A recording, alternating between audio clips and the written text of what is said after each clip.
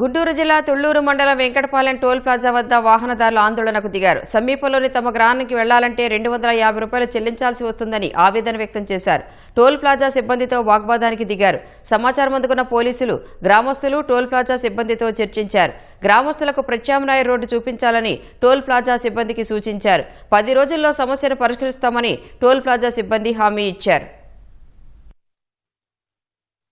ఏలూరు నుంచి రావాలంటే కనుక వెంకటపాలెం ఊళ్ళోకి వెళ్ళటానికి అటు నుంచి వచ్చి ఈ టోల్ గేట్ కట్టి కిందకి వెళ్ళి మళ్ళీ అండర్ గ్రౌండ్ నుంచి వచ్చేసి అండర్ బ్రిడ్జ్ నుంచి మళ్ళీ పైకి వచ్చి మళ్ళీ అక్కడ టోల్ గేట్ కట్టి ఊళ్ళోకి వెళ్ళాల్సి వస్తుందండి.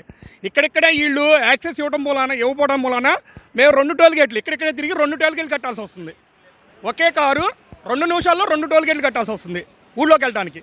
ఇక్కడ వెంకటపాలెం చుట్టూ వచ్చి వెళ్ళడానికి ఇక్కడ ఎంటర్ అవుతుంది టోల్ గేట్, మళ్ళీ అటు తిరిగి వచ్చేప్పటికి మళ్ళీ అక్కడ ఎంటర్ అవుతుంది. ఇవన్నీ కాకుండా కాజా టోల్ గేట్ లాగా అక్కడ యూటర్న్ ఇచ్చారనుకోండి, ఫ్రీ టర్న్ తీసుకుని వెళ్తాము.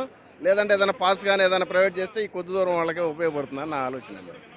ఇది ఒక 250, అదంతా హాఫ్ ఎంత కట్ అవుతుంది కదా, 150 అంత మొత్తం అయినా కానీ 300 కాంచి అట్లా కట్ అవుతుందండి.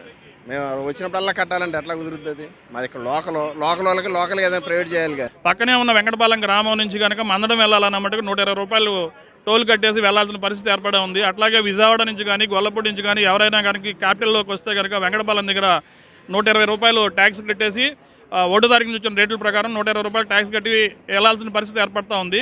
ఇక్కడ అండర్ పాస్ రోడ్లు కానివ్వండి, తర్వాత ఏదైతే కనుక యూటర్న్లు కానీ లేకపోవడం వల్ల ప్రజలు మహా ఇబ్బంది పడుతూ ఉన్నారు.